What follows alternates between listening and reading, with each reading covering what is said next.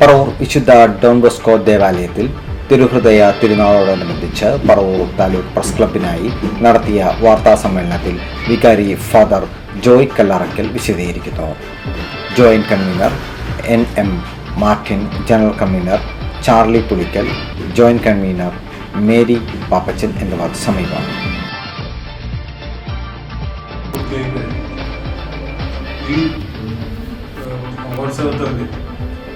General convener Shriman Charlie Pulickal, joint കൺവീനേഴ്സായിട്ട്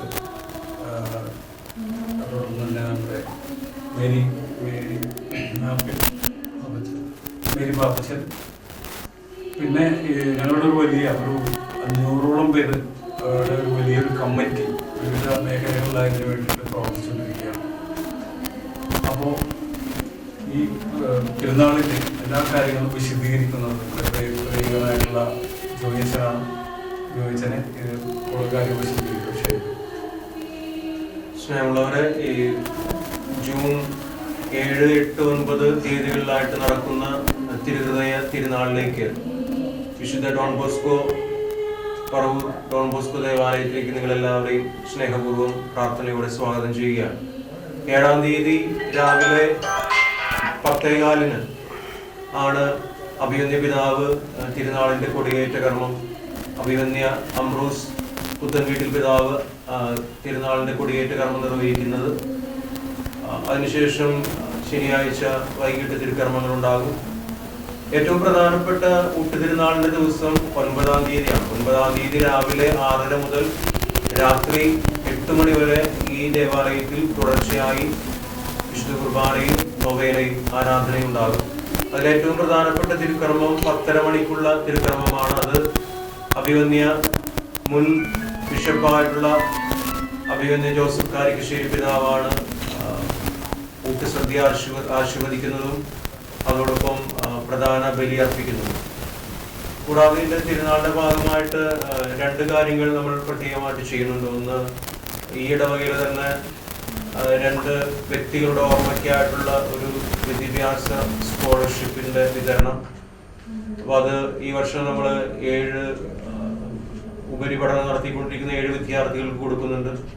അതുകൂടാതെ തിരുനാളിൻ്റെ ഫണ്ടിൻ്റെ ഒരു വിഹിതം ചാരിറ്റി പ്രവർത്തനങ്ങൾ, ജീവകാരുണ്യ പ്രവർത്തനങ്ങൾക്കായി മാറ്റിവെക്കുന്നുണ്ട്. അത് പ്രത്യേകിച്ച് ഈ വർഷം നമ്മൾ ആ ഫണ്ടിൻ്റെ ഒരു വിഹിതം ഡയാലിസിസ് നടത്തിക്കൊണ്ടിരിക്കുന്ന രോഗികൾക്കാണ് മാറ്റിവെക്കുന്നത്. അപ്പോൾ അത് പിന്നീട് അതിൻ്റെ വിശദ കാര്യങ്ങൾ പിന്നീട് അറിയിക്കുന്നതാണ്.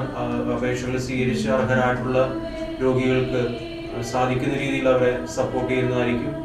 ഇപ്പോൾ ജാതിമത ഭേദമന്യേ അനേകാര്യങ്ങൾ പങ്കെടുക്കുന്ന ഈ ഊട്ടുതിരുനാളിലേക്ക് രാത്രി 9 മണി വരെ ഊട്ടുസദ്യ ഉണ്ടായിരിക്കും. എല്ലാവരെയും ഏറെ സ്നേഹത്തോടെ പ്രാർത്ഥനയോടെ തിരുഹൃദയ സന്നിധിയിലേക്ക് സ്വാഗതം ചെയ്യുന്നു.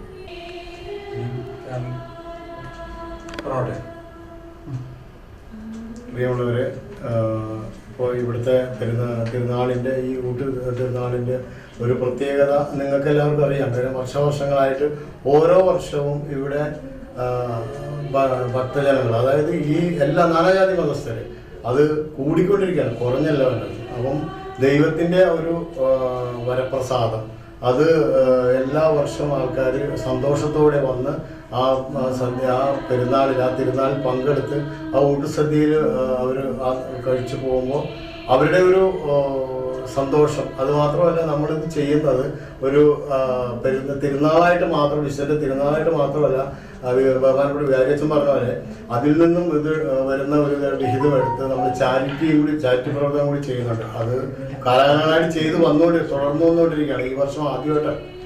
അപ്പോൾ നമ്മൾ ആ ചെയ്യുന്നത് അത് ദൈവത്തിൻ്റെ ഒരു എന്താ പറയുക, നമ്മൾ ഒരു ദൈവസന്നിധിയിൽ ഒരു മഹത്തരമായ കാര്യമായിട്ടാണ് നമ്മളത് കാണുന്നത്. പിന്നെ എല്ലാ വർഷത്തെക്കാളും ഈ വർഷം വളരെ പ്ലാൻഡായിട്ട് ഞങ്ങൾ എല്ലാ കാര്യങ്ങളും ഭംഗിയായിട്ട് അവതരിപ്പിക്കണമെന്നും ചെയ്യണമെന്നുള്ള ആഗ്രഹത്തോട് തന്നെ സർവേശ്വരനോട് പ്രാർത്ഥിച്ചുകൊണ്ട് നിങ്ങളുടെ എല്ലാ സഹകരണങ്ങളും പ്രതീക്ഷിച്ചുകൊണ്ടും നമ്മൾ ഈ തിരുനാൾ 7-9 തീയതികളിൽ നടത്താൻ 7-ാം തീയതി കൊടിയേറി 8-9 തീയതിയാണ് ഞായറാഴ്ചയാണ് നമ്മുടെ ഊട്ടുസദ്യ. അത് വികാരിയച്ഛൻ പറഞ്ഞ പോലെ തന്നെ രാത്രി 9 മണി വരെ. അപ്പോൾ എല്ലാ ജനങ്ങളെയും ഞങ്ങൾ ഇതിലേക്ക് ക്ഷണിക്കുകയാണ്.